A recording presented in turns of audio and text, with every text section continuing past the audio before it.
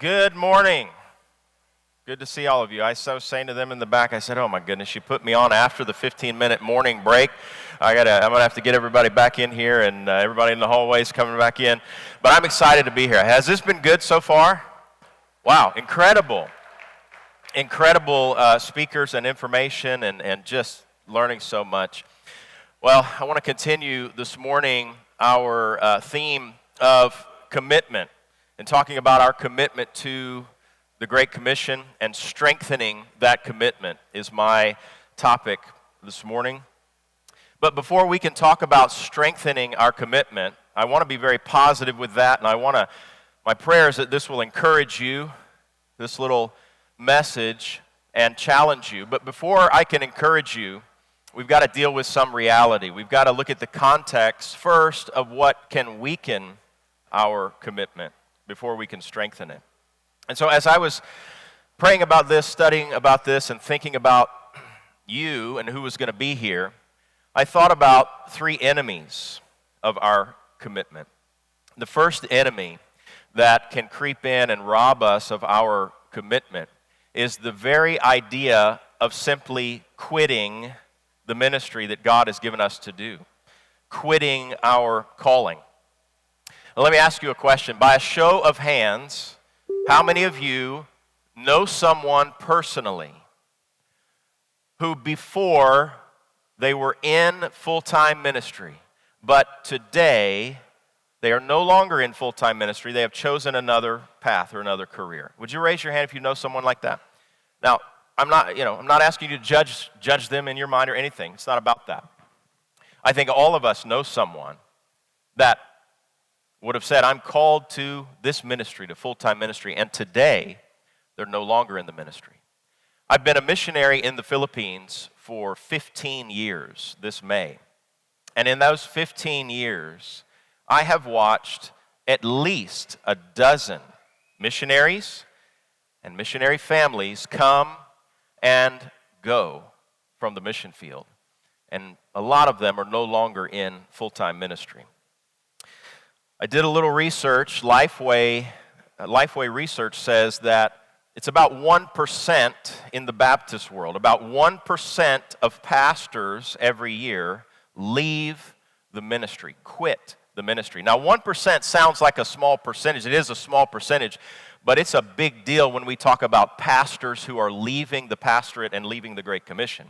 1% is several hundred pastors just in the Baptist world and just in the United States every year that leave the ministry, that quit the ministry. Quitting the ministry is an enemy that's going to totally remove you from your commitment to the Great Commission. And I know with this many leaders in this room that some of you here in the last few months or the last year, you've thought about just quitting. You've thought about, I'm just going to do something else because this has become too hard or I can't see how I'm making an impact. And I want to challenge you this morning that quitting the ministry should not be our option. We must be committed to the Great Commission. It's an enemy that will rob you of that. The second thing is retiring from the ministry. Now, I want to be clear. I'm not talking about, just retiring from a church or retiring because you physically can't do something anymore. But I'm talking about when you're still healthy, you're still of sound mind and sound body, simply choosing to walk away from the calling that God has given you in favor of a more relaxing lifestyle. And I know people that have done that. I know pastors that have done that. And frankly, I would submit to you that retirement is not a biblical concept. I can't find a chapter and verse about retiring from what God calls us to do. It's basically an American concept that was created in the 1930s and promoted and heavily marketed and constructed by developers in Florida and golf courses and everything else, this idea that we would just leave what we're called to do and just relax for the last 20 years of our life. It's time to be honest that quitting the ministry or retiring from our calling of service that God has given us, frankly, those are ridiculous ideas for us if we are really committed to the Great Commission. Can we be honest about that this morning? It's ridiculous. They're enemies of commitment. The last enemy that I thought about, probably, I think this is the worst one, perhaps, is not someone who quits the ministry, someone who stays in the ministry but is just apathetic towards what they're doing. They don't have any passion, they don't have any vision for what God wants to do, and they have no sense of progress in their ministry. Apathy is an enemy of being committed to the Great Commission.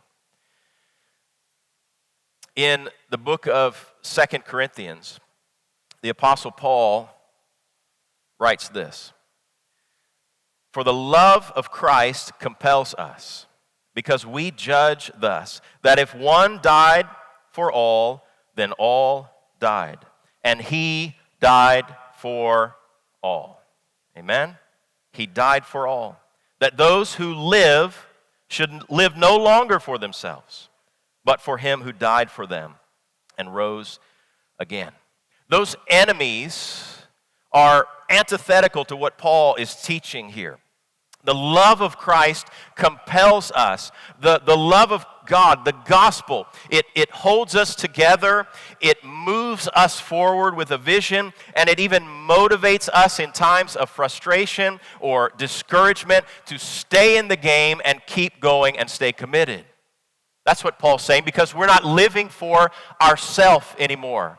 I'm not looking forward to enjoying my retirement and playing golf every day. I'm committed to what the Lord has called me to do. And his love compels me to that. Paul would not have understood retirement from God's calling. He wouldn't have understood quitting the ministry. A lack of commitment would not have been understood by the prophet Jeremiah, who, even though Jeremiah was reproached and mocked and even depressed in his ministry, Jeremiah said this: "But his word was in my heart like a burning fire, shut up in my bones. I was weary of holding it back, and I could not." That doesn't sound like a man who's ready to retire or ready to quit. A commitment to the gospel, a commitment to the Great Commission, requires that we remove from our thoughts these ideas, these enemies of leaving our ministry, leaving our calling, retiring for something different or better, or simply just being apathetic. We must instead be committed and strengthen ourselves. And I want to talk to you for just a few minutes about how we can strengthen our commitment to the gospel. And that's so important because this is a room full of leaders. I'm not just talking to church members and believers here. I'm also talking to leaders who are leading many other Christians. And if we don't get this right, leaders, if we don't strengthen our commitment to the Great Commission, guess what? Nobody else is going to strengthen their commitment because they're following you and how you are strengthened. So how can we strengthen our commitment? Number one, you have to embrace your calling. Embrace your calling. Psalm 37:4 says, "Delight yourself also in the Lord, and he shall give you the desires of your heart."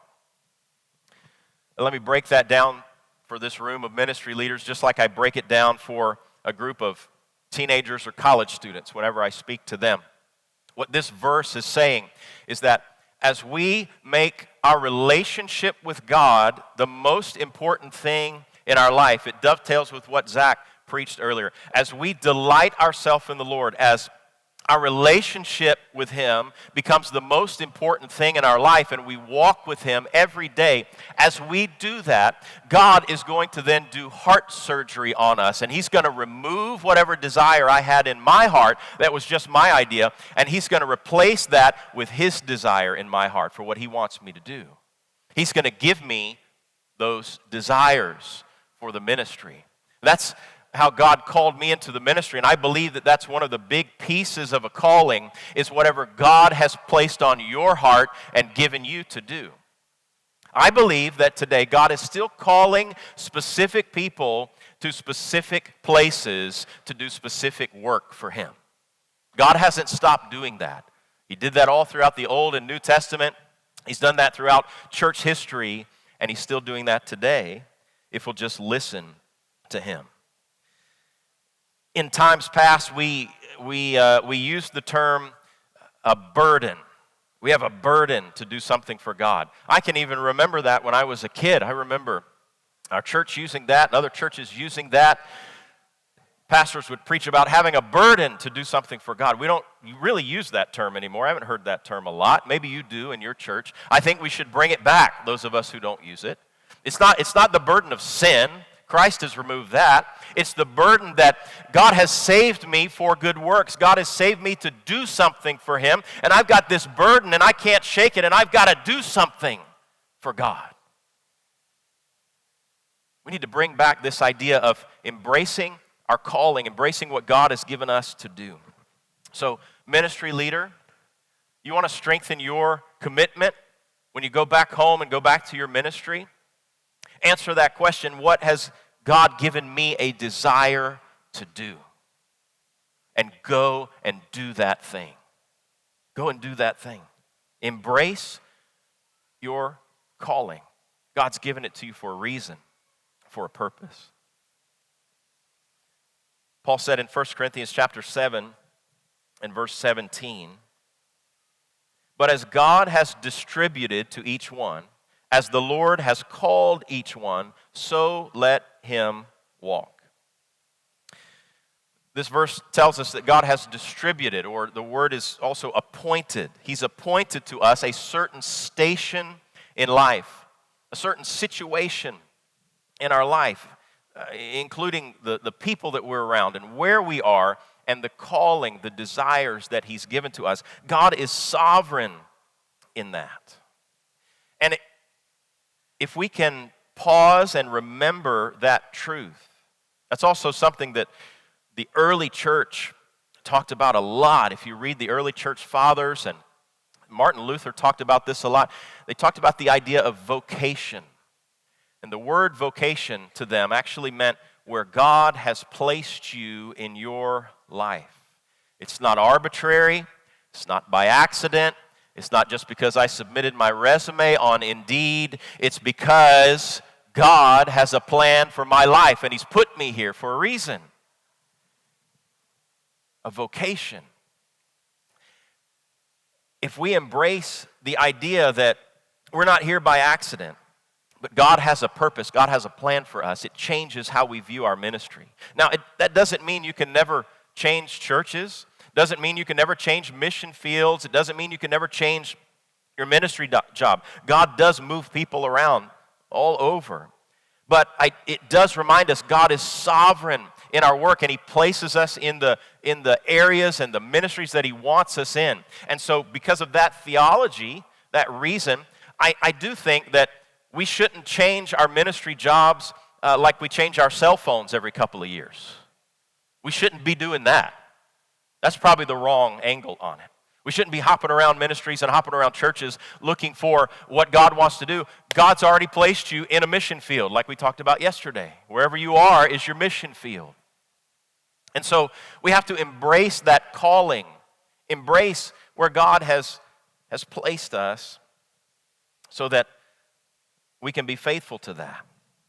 If I understand my ministry as an appointment, as a calling from God, it changes my commitment level to what I'm doing, even when it gets hard. I like to say it like this: a calling keeps your light on when all the others have gone dark. A calling will keep your light on. You may go through a time in your ministry where nobody else believes in your vision. You've got to convince your board, or you've got to convince your elders, or you've got to convince the people in your ministry, or you've got to convince your partners and supporters that this is where God has called us to go. And nobody else is really excited about it, only you're excited about it. Well, what will keep you going is when you know you have a calling from God and you embrace that, you keep that light on, and it'll keep you moving forward. And then what I have learned in my ministry is that if I'm sure about that, I know this is God's plan, and I keep that light on, do you know what? It starts to light everybody else's light as they see your vision and what's happening. So if you want to stay committed and strengthen your commitment to the Great Commission, embrace that calling and what God is doing in your life. Secondly, as we do that, we have to maintain a long view. A long view. I highly recommend you find and read the book called The Long View by Roger Parrott. The Long View. I studied that book as part of my coursework here at LBU. And it's one of my favorite leadership books, The Long View. And in that book, of course, he talks about having a vision, a long-term vision for your ministry. Being short-sighted, by definition, is one of the enemies of vision. And where there's no vision, there's no passion. And where there's no passion, there's no productivity. When we don't have a long-term view, then we can't really be excited about what God is going to do if we're not looking ahead as leaders and seeing what God wants to do and getting up every day and working towards that goal. Leaders, I hope that you have a vision and a goal for something farther than just tomorrow, because you're a leader and you're leading other people somewhere, I hope. And if you don't have a long view, you're not going to be passionate about it, and you're not going to be productive because you're not moving towards anything. And here's the connection. If you're not productive for the Lord in your ministry, reaching people and seeing their lives changed, your commitment is going to wane. Your commitment is going to be challenged and attacked. If you are not seeing things happen in your ministry and seeing God do things around you and the people around you, it's going to be very hard to keep your commitment. How can you strengthen your commitment?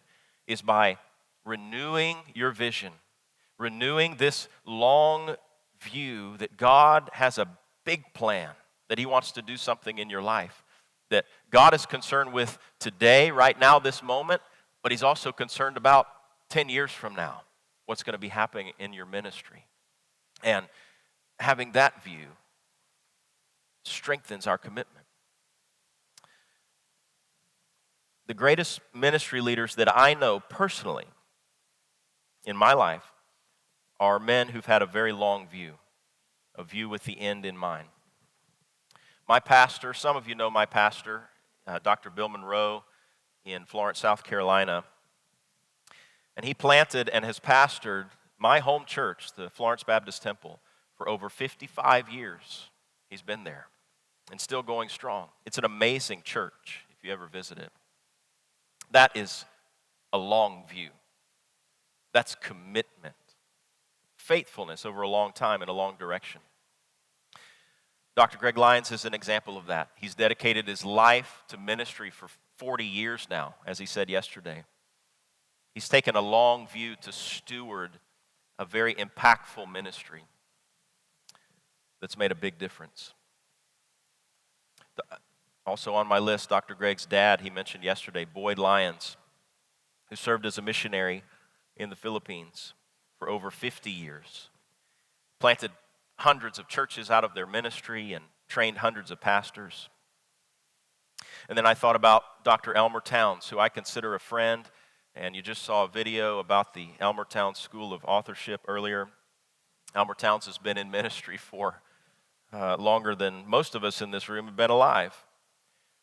Faithfulness in a long direction, a long view. The legacy that they leave is a result of that long view.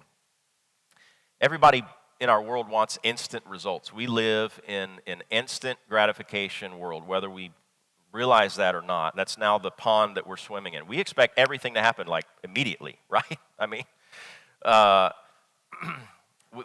can pull through a drive-through over here and I can get a meal. Might not be healthy, but I can get a meal in like 2.5 minutes, right? I mean, that's insane in the history of the world. You used to have to like work for your food and cook it and get, prepare. I can just microwave it now and have whatever I need. Well, you cannot microwave an impactful ministry. You can't do it overnight. You're not going to do it in a month. You're not going to do it in 6 months.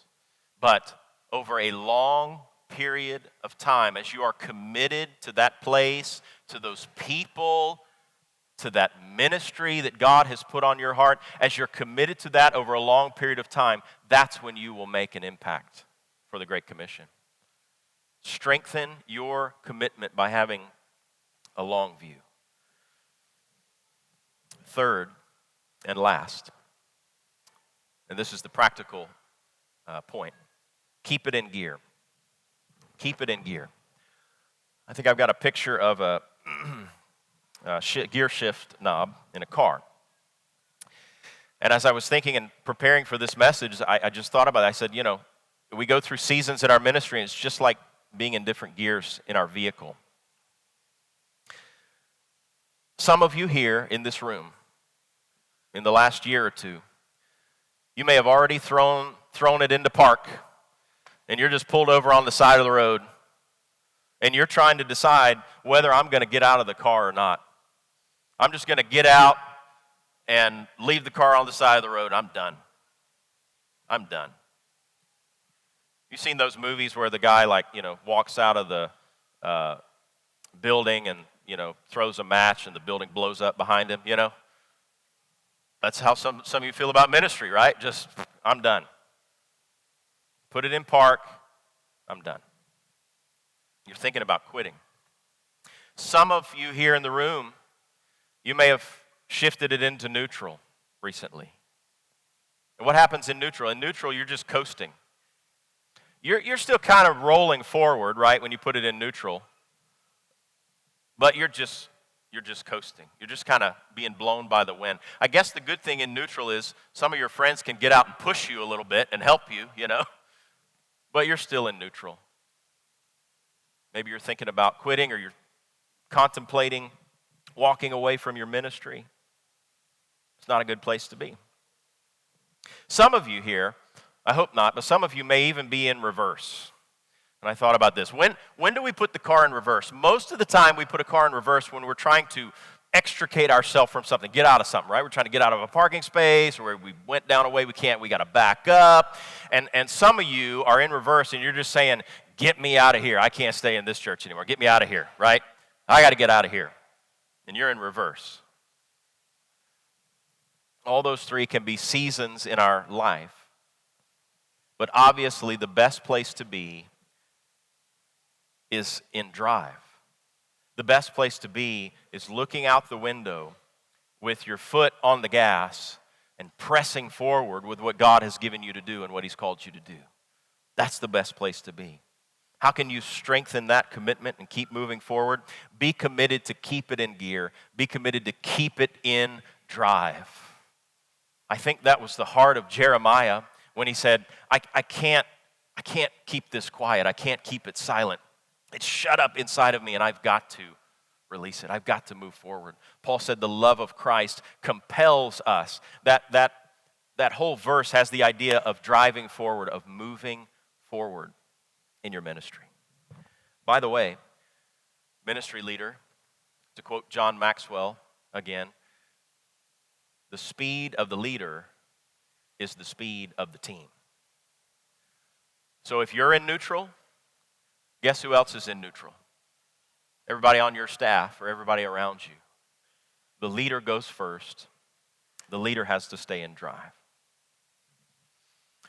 So, pastors, ministry leaders, missionaries here, I challenge you today.